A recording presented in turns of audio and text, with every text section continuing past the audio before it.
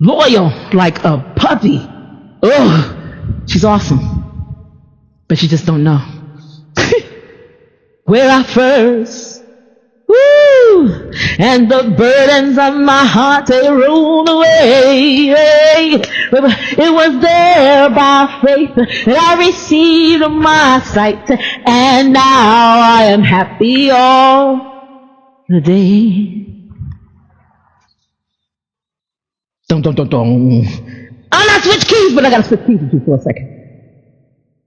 Because we're walking along with the Savior. We found him to the cross and then got beyond the cross. But now I'm going to talk about what happens as a result of the cross. To the cross, through the cross, on the other side of the cross, right there, that's at the cross. But we're going to talk about what happens as a result of the cross. Saved by his power divine. Saved to make life sublime. Life now is sweet and my joy is complete. For I'm saved. Oh, I'm saved. I'm saved. Okay, God. Yes, God. Have church with yourself. Pastor said preach to yourself, but I don't know if that works. I think you have to have preaching and worship with yourself. You have to preach to yourself and then worship with yourself. Because if I don't have the songs, if I don't have the songs of Zion, if I'm not singing along with my worship, that's something I will always be missing. I am saved by his power divine. Saved, God who made life sublime. Life now is sweet and my joy is complete, for I'm saved. Yes, God, saved. I'm saved. God let me know while I was singing that. He said, the widow of Zarephath, you need word and worship. And the widow of Zarephath only had word. Remember, she's praying. So she said word up to God. Right? We said you send your prayer up in the praise vehicle. Right? And you have to make sure it's all up and ready. You got to be, I'm all up and ready. You got to be all up and ready right in that praise vehicle. But if you don't have what's supposed to be in the vehicle, right, her oil is sitting in the cool. So her crockery seeds, we don't know. Right? So you don't have what's supposed to have in that vehicle, that crummy seeds, right? And then fall straight back down and hit you in the head. And then come back. He said she had word but no worship, right? So I could pray all day with word, but if I don't have worship backing it up, God said back it up. You ever see somebody? My uncles do it all the time. Cousins, everybody would drive all the way down the street, always to drive backwards, right? All the way back down the street because they want to look flat. Like, I want to drive back down the street. I want to be going in the reverse. We always loved it because it was fun, but we knew it was dangerous, right? So I'm like, don't be driving in that car with them kids backwards down the street, yeah. And he still doing it anyway because it was fun for us, right? It was fun, right? So we go backwards down the street. But here's the thing. God said, back it up. He said, you didn't lose anything. You would get everything that you're praying for. Just give it. You can take your car, your Uber, and back it up, back the Uber up, back the up of the Uber, up Uber, Uber it up, back it up. God said, you may have sent your prayer up in a praise vehicle, or you thought you were sending your prayer up in a praise vehicle, but you may have just sent your prayer up and may have been just a vehicle, or you may have had a praise vehicle that was oiled up and ready, but you may not have the right type of prayer. Right? I said, because if you're not praying in God's will, if you don't give God a Gethsemane prayer, He's not hearing it anyway. Salvation prayer. God save me. You know how that works all the time? Because God's will is that you be saved. Every prayer is not for you. If they're not prayer is not for this day, right? And then some prayers might have worked 100 years ago, even for me, but just don't work today.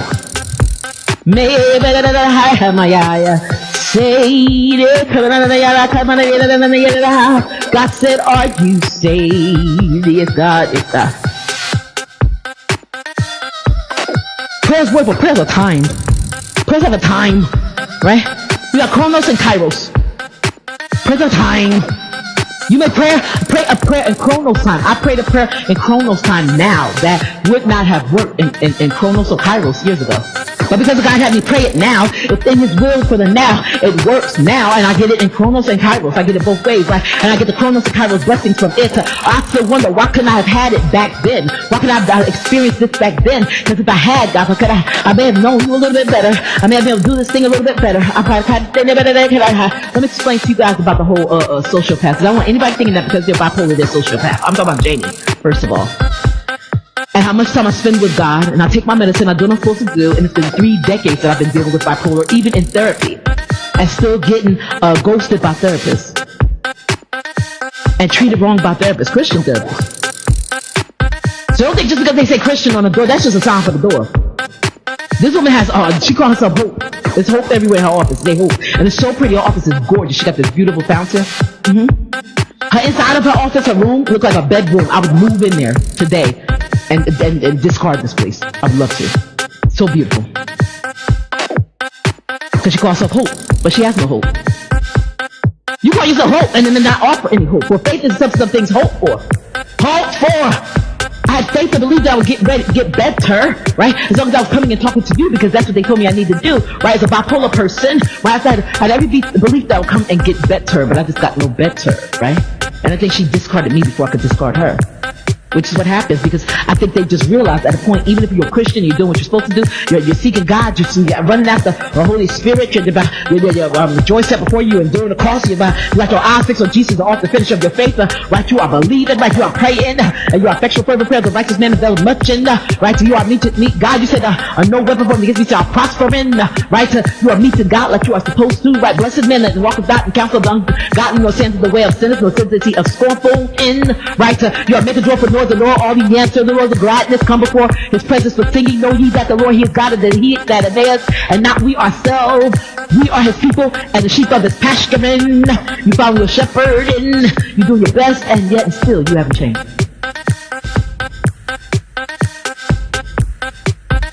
I was angry at her. Am I so angry at her for ghosting me? No.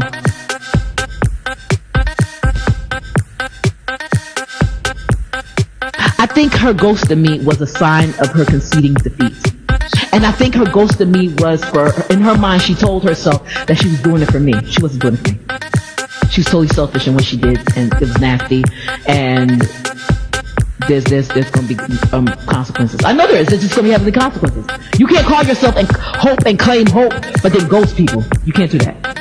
God will not let you mask yourself under the name hope and be demonic.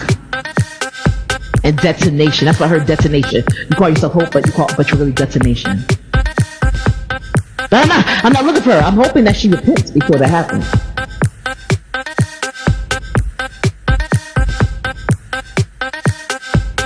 But God turns everything for good. Because my pastor said to me, he said, Jamie, I'm gonna be your plan B. Not plan B, but backup. It was almost like we had a plan. I was like, yes, that's the way I saw it too. Like, she would be the A, and he would be the B, except she knew. So instead of signing a release, she ghosted me. So now, just dropped me. What that did for me is that gave me a better counselor. Because I got a therapist that's much better, 10 times better, right? I don't know how long she's going to last, but I've just dedicated myself to just doing what she tells me to do, doing it fast before she has a chance to detonate. Say some lies on that one. I'm focused. I'm like I was with I won't say the first name, with her, and Brian before her, right? And Shoshana Eisenberg before her. Since I was 13, I've been dedicated to getting better. It just hasn't happened. And so that's what I meant by sociopath, a miniature sociopath. In that, most people that are bipolar, right, if we could change, they wouldn't declare us disabled. And if people claim to be bipolar that are not, because people, when they test you, they tested me. That man was testing me for about 10 minutes. That next week he was like, no. You stay away from all public places. You sit down somewhere. You don't go to no job. You don't be around no peoples. People don't like you. People don't like you, and people's toes don't like you. They don't like it. Then when their fingernails don't want you around them, you stay home. You're abrasive. And I was nice. He asked me questions and I just answered them. He asked me about the president, and he asked me to actually make a calculation.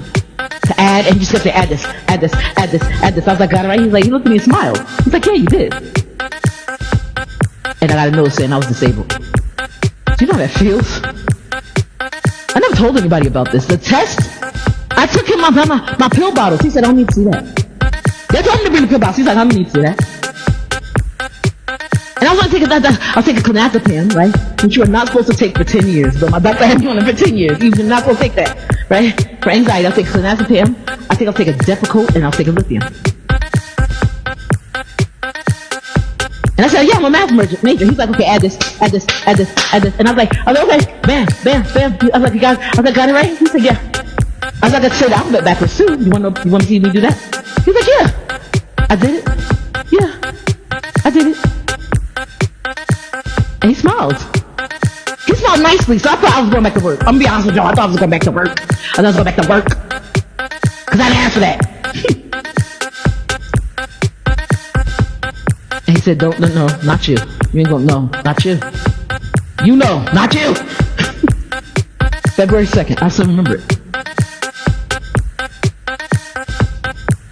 What's odd about it is this is how God works, right? See, I don't know what God is doing on this end, completely on this end. All I know right now, with everything in me, I would love to ask Pastor Dave to just take over Miss Linda Ellis's leg, or take over a leg, whatever the other leg, whatever it is.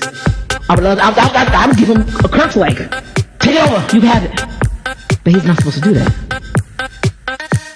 I know he's the supervisor, so he's supposed to be watching the stool. He's supervising the stool and making sure that the legs fall apart. He's watching the three, so he can't be a part of the three. Sometimes we make people a part of our three when the three are already busy working on you.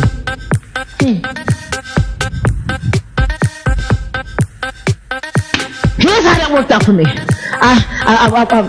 My job, I talked to my job and I said I have to go to the hospital for a while. They said, we know, we got the notice, right? So before I knew it, right, I came back, and the funny thing is they must have kept calling those people that I was living with, because they said, we've been calling to talk to you, and those people kind of like just kept putting us off. So we sent your unemployment, my job, Life Touch Portrait Studios, they do not give unemployment. They said, we sent your unemployment, your job to just say, give it to her. Just give it to her. That's exactly what they told me. They said that, and we sent your unemployment, and they're paying for your disability, no matter how long it takes. Because I worked hard. When I say I worked hard when I was there, anything I do, I push myself. I put myself in the hospital, and they know it. And their thing is that they go on, we do not give disability, we do not give unemployment, we don't give anything to anybody, and they mean it. I have a woman at my church now, so I told her son, I said, listen, you gotta be careful. I said, because they do not do that. He said, how did you get it? I said, because I was an exception. I was like the only exception. I won Studio Manager of the Year 2 years in a row. I jumped 3 volumes of Capital in 2 different studios. 2 years in a row. I had so many awards that we stand and take pictures of them. I had so many awards that my boss had to hold some of them, and other studio managers had to hold some of them. They did not like me. They couldn't stand me. They sent me to Costa Rica. They sent me to Haiti. That job was terrible but nice, you know.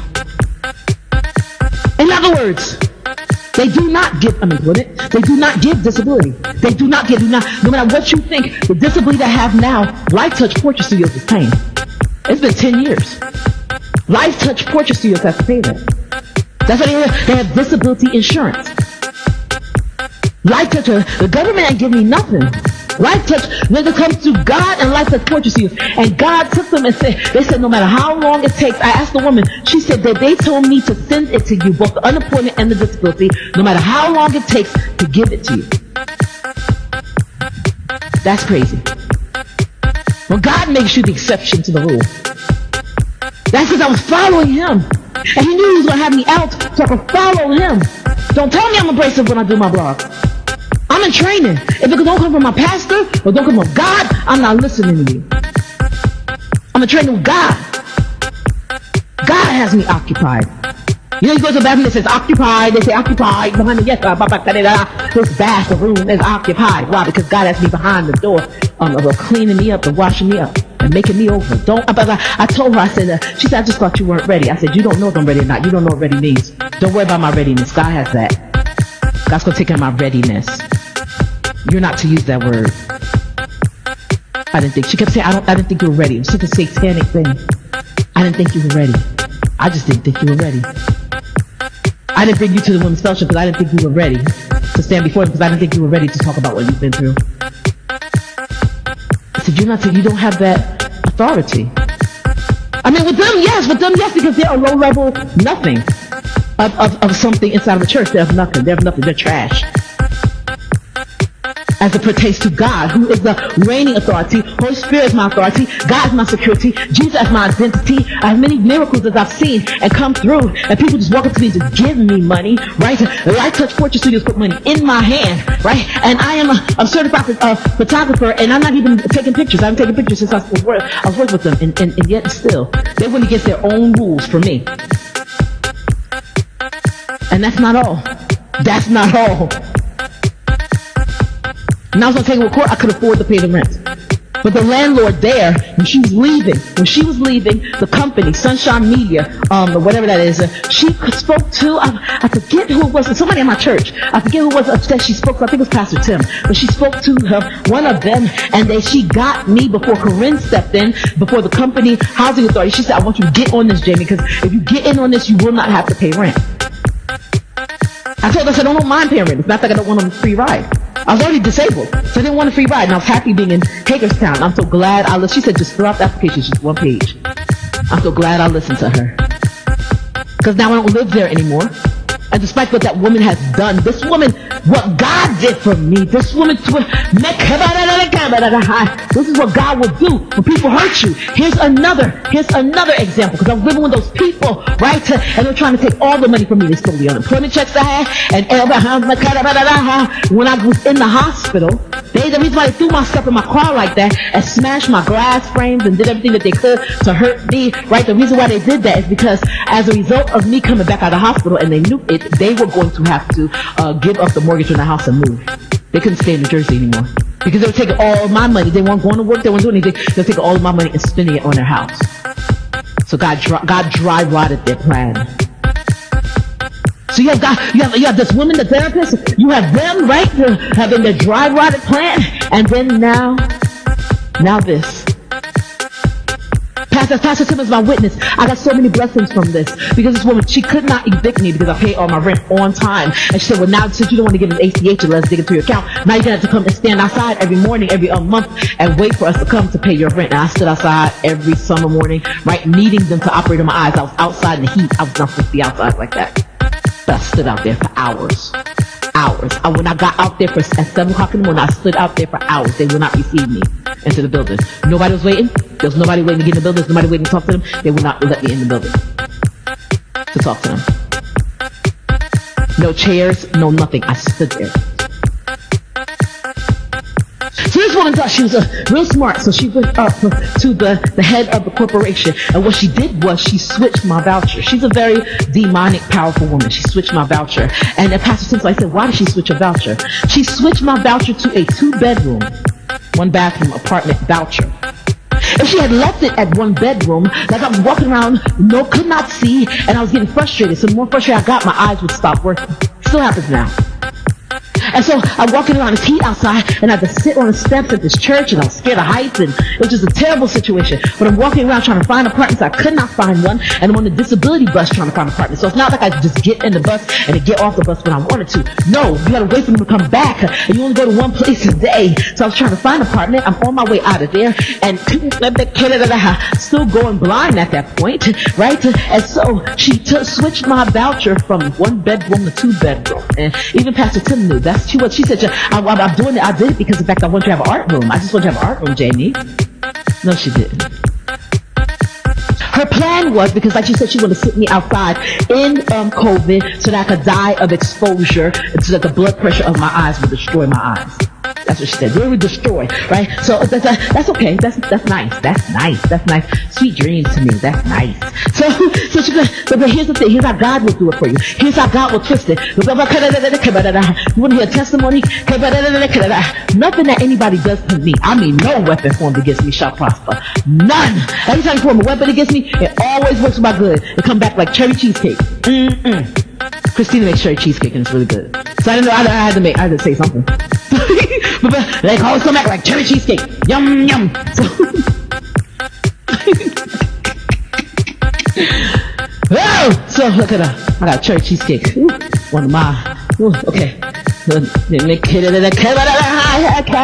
went and changed my voucher from 1 bedroom to a 2 bedroom. You know what that means? I can get a 2 bedroom apartment. This apartment is huge. It's bigger than my house that I had on Johnson Street. Bigger, and I had a 2-story house to myself. This apartment is bigger than that. Plus a deck, huge. I cannot fill it. I need a rug. Harmony's like, okay, we need your rug for that deck so you can stand out there, sit out there, look whatever you guys want to do. I don't have time. There's no way I could fill every piece of this apartment. It's so, the kitchen's big, the dining room that I do my artwork in is big, my office is big, my bedroom is big. It's a little small, but it could be bigger, right? The living room and my bedroom are about the smallest. But this is grand. The hallway is just ridiculous. Kristen Kraft said she's a police officer. She's like, Jamie, you told me you had a hallway that you had to walk down inside of your house, but you didn't tell me that you were climbing the letter of Jacob. Like, did you tell me I was walking to meet Jesus on the way to truth and light? You didn't tell me. You should have warned me. It's long. Miss B got me a runner, and it only covers half the hallway. It's long. It's ridiculous. 14 windows. I had 9 windows about this place. 14 windows. And I know because we wanted to find curtains for everything. I'm just that type of person. I like to count my blessings, right? 14 windows. And in that, this is what comes from following God. In that, right? She was going to give me a 2-bedroom voucher, right? To switch my voucher off. She wanted to switch my voucher off. Why? Because she wanted to throw me off, right? Because here's the thing. If I'm one person, it's not likely that a person will give one person, like one person standing in front of them, it's not likely that they will give one person a 2-bedroom house. I'm not giving you a 2-bedroom apartment for one person. Can you pay for it? You are disabled and it's 2 bedrooms. So I'm gonna give you more when you bring it in something that's kind of shaky and less. Disability can end at any time. I mean, it really can't because I'm total permanent disability. Like they don't want me to folk. Especially in customer service. So it's total permanent disability. But with total permanent disability, I got the house on Johnson Street, and with total permanent disability, God told me point up and pray. Remember that? Point up and start praying. He said, Jamie, your mountains are gonna still your mercy, your new mercy is gonna start to look like mountains.